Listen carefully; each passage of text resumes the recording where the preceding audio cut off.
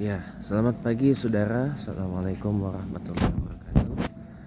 Berjumpa kita dalam tayangan Siraman Rohani Assalam untuk edisi hari ini Selasa 2 April 2024 atau yang bersamaan dengan tanggal 21 Ramadan 1445 Hijriah untuk yang mengawali puasa Ramadan pada tanggal 12 Maret 2024. Pagi ini kita bicara tentang puasa Ramadan dalam keadaan yang tidak biasa.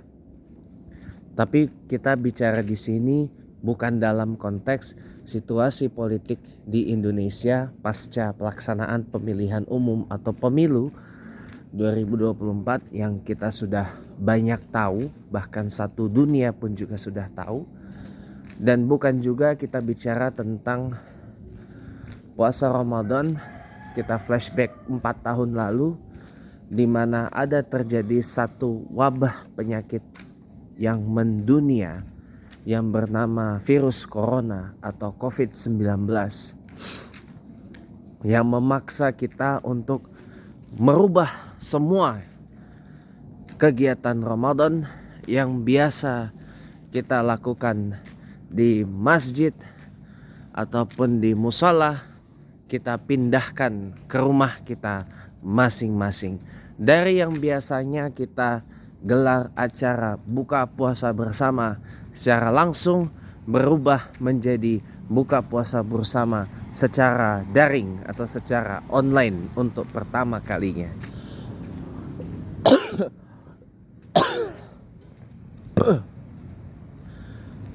Dan itu berlangsung dari tahun 2020 sampai 2022. Nah, tapi yang mau kita bicara di sini adalah puasa Ramadan di era dari apa yang sering kita sebut sebagai era disrupsi teknologi atau technological disruption. Akan tetapi saya entah kenapa lebih senang menyebutnya era sekarang ini sebagai era ledakan teknologi atau technological explosion atau ledakan digital atau digital explosion. Karena seringkali kita menghadapi generasi sesudah kita, terutama mungkin para orang tua yang memiliki anak yang berstatus sebagai generasi Z ya. Kemudian para kakak-kakak yang memiliki adik yang lahir di era generasi Z ya. Era yang dimana teknologi digital itu sudah menjadi kebutuhan primer di era sekarang ini. Sehingga kadang-kadang ketika kita meminta pengertiannya, kita mengajak misal nih untuk paling tidak sebelum azan subuh ya, minum banyak air putih aja susahnya minta ampun. Sehingga apa yang disebut mama saya tadi adalah lebih mengutamakan atau lebih mementingkan handphone daripada minum air putih untuk memaksimalkan energi pada saat kita berpuasa di bulan Ramadan, yang kebetulan alhamdulillah kita puasa Ramadan di Jakarta ini puasanya hanya sekitaran 13,5 jam saja.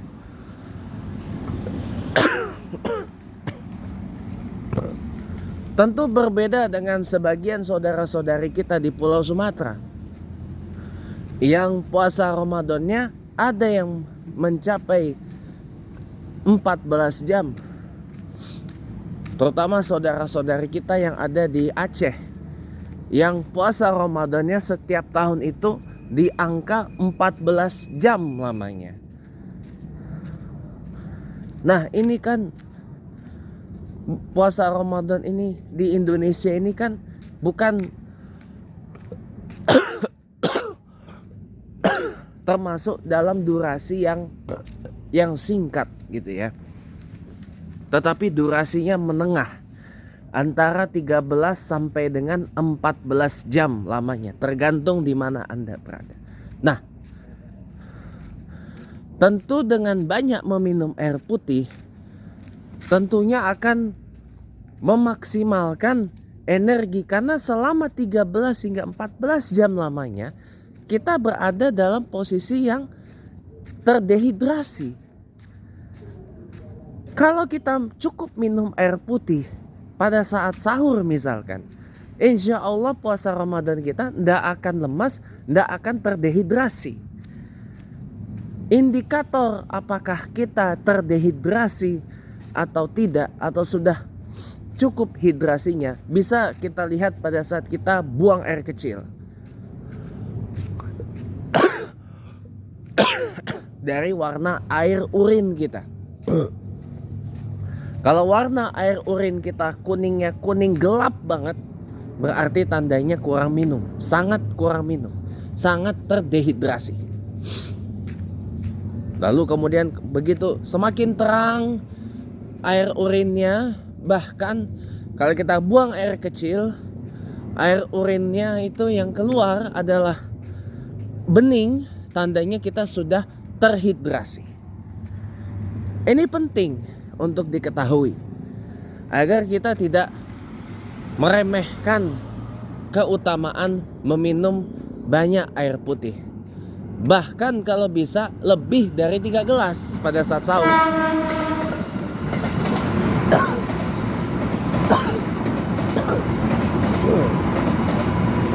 Pada saat sahur lebih dari 3 gelas maksud saya. Lebih dari 3 gelas. Pada saat berbuka puasa dan makan malam itu secukupnya. Biasanya 2 gelas saja sudah maksimal. Tapi kalau sahur biasanya 2 sampai 3 gelas saja itu sudah cukup. Tapi kalau setelah sahur, sebelum berkumandangnya azan subuh ya, itu atau azan fajar, itu paling tidak lebih dari 3 gelas sudah sangat cukup. Agar kita tetap terjaga hidrasi kita selama 13 sampai 14 jam lamanya kita berpuasa Ramadan gitu. Jadi kadang maksud orang tua kita tuh baik, ya suruh minum banyak air putih, tapi kadang-kadang kita karena saking terdisrupsinya oleh kegiatan digital ini malah jadi terganggu semua. Nah, makanya yang namanya teknologi digital ini ibarat pisau bermata dua, bisa menguntungkan, bisa juga merugikan, tergantung bagaimana kita memanfaatkannya. Nah,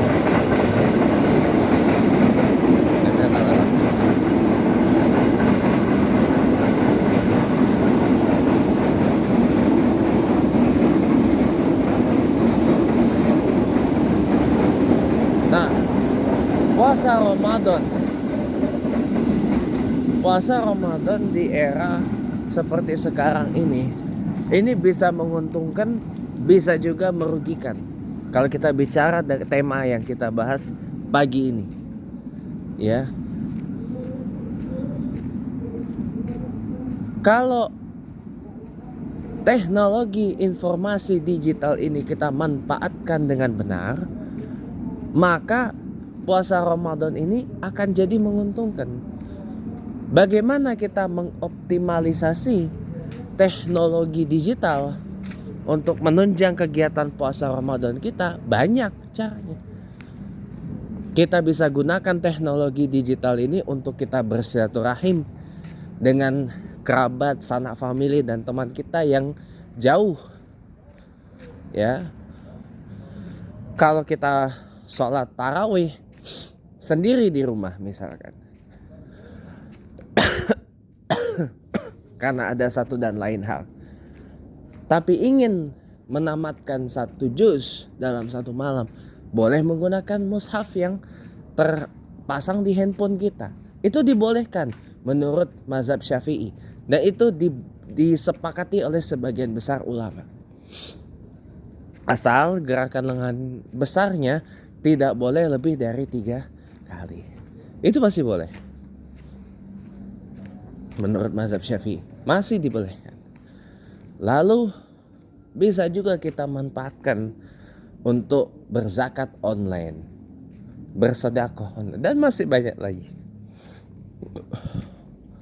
Cuma akan menjadi tidak baik kalau teknologi informasi digital ini di bulan Ramadan kita manfaatkan untuk hal-hal yang tidak baik. Itu saja.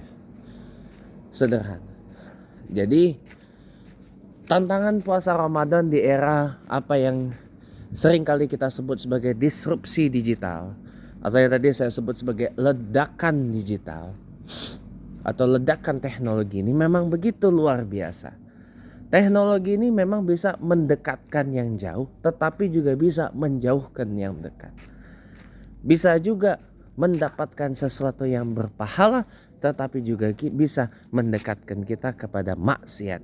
Tergantung bagaimana kita menggunakan teknologi informasi digital di bulan yang penuh keutamaan ini. Jadi mari ya, kita maksimalkan penggunaan teknologi informasi digital di bulan Ramadan ini untuk sesuatu yang bermaslahat, untuk sesuatu yang banyak mendatangkan pahala, untuk ibadah.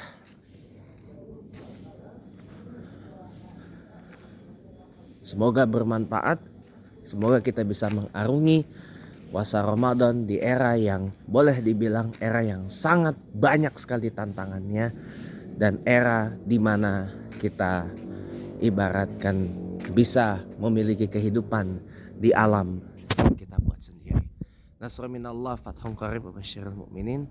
Allahul muwaffiq wal muwaffiq. Assalamualaikum warahmatullahi